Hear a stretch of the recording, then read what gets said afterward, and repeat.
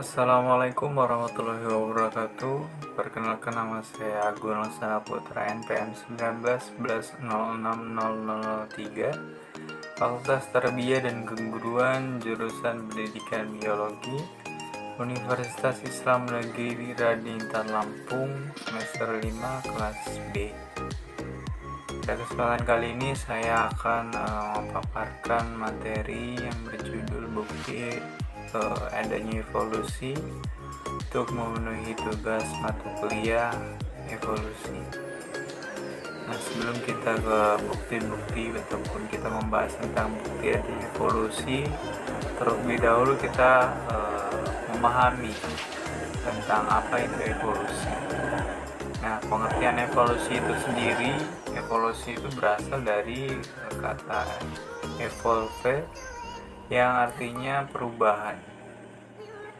Nah, kemudian dengan demikian evolusi dapat diartikan sebagai perubahan atau perkembangan struktur makhluk hidup menjadi lebih adaptif, baik dalam waktu singkat ataupun lama.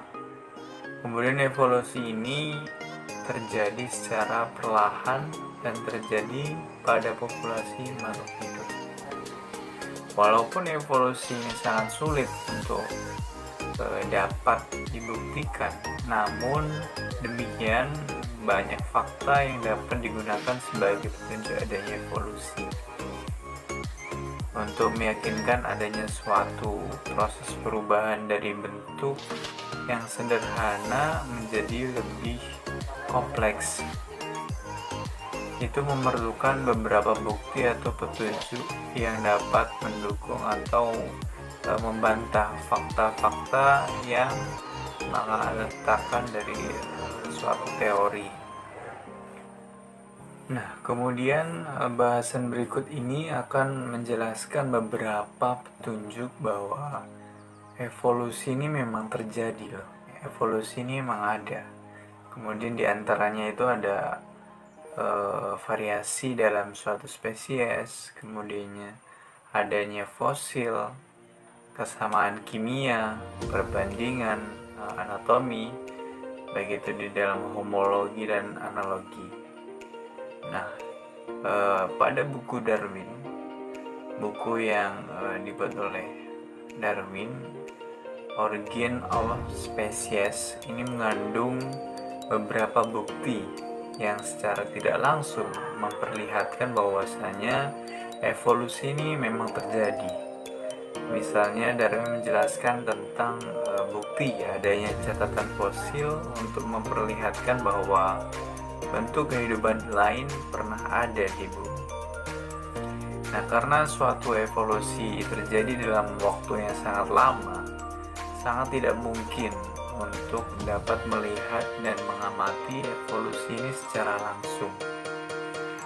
Nah, di dalam teori Darwin juga dilanjutkan oleh para ahli biologi dan telah banyak mendapatkan informasi baru yang mendukung teori evolusi ini. Nah, untuk bukti yang pertama yaitu fosil sebagai bukti evolusi. Kata fosil itu sendiri berasal dari bahasa Latin yaitu vidor, artinya menggali. Oleh karena itu fosil dapat diartikan sebagai sisa-sisa makhluk hidup yang telah membatu atau perangkap di dalamnya. Fosil yang ditemukan dapat berupa tulang-tulang dan jejak yang sangat membantu ilmuwan yang mempelajari tentang fosil disebut paleontologi. Nah, sisa-sisa hewan dan atau tumbuhan yang ditemukan pada batuan sedimen memberikan informasi mengenai peristiwa yang terjadi di masa lalu.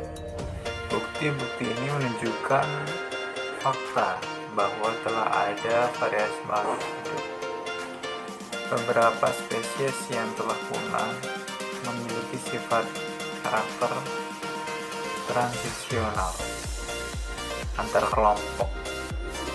utama di organisme yang masih ada. Nah, hal ini menunjukkan bahwa jumlah spesies ini tidak tetap, tapi bisa dalam artian baik itu berkurang ataupun bertambah. Nah, dalam jangka waktu yang relatif lama. Nah, dari hasil penelitian menunjukkan bahwa banyak sekali fosil yang berasal dari makhluk hidup yang telah punah. Namun demikian, terdapat juga beberapa fosil dari makhluk hidup yang ternyata masih ada atau mirip dengan makhluk hidup yang masih ada pada sekarang ini. Nah, kemudian kita lanjut ke biokimia dan genetika sebagai bukti dari adanya evolusi. Genetika modern juga memberikan bukti kuat adanya evolusi. Semua makhluk hidup menggunakan kode genetika yang sama dalam mesintesis protein. Kode genetik yang sama ini menunjukkan bahwa semua makhluk hidup berevolusi dari satu organisme yang menggunakan kode genetik yang sama.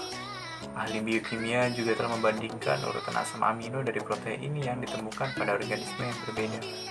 Organisme yang memiliki hubungan kekerabatan yang dekat biasanya memiliki protein dengan urutan asam amino yang sama.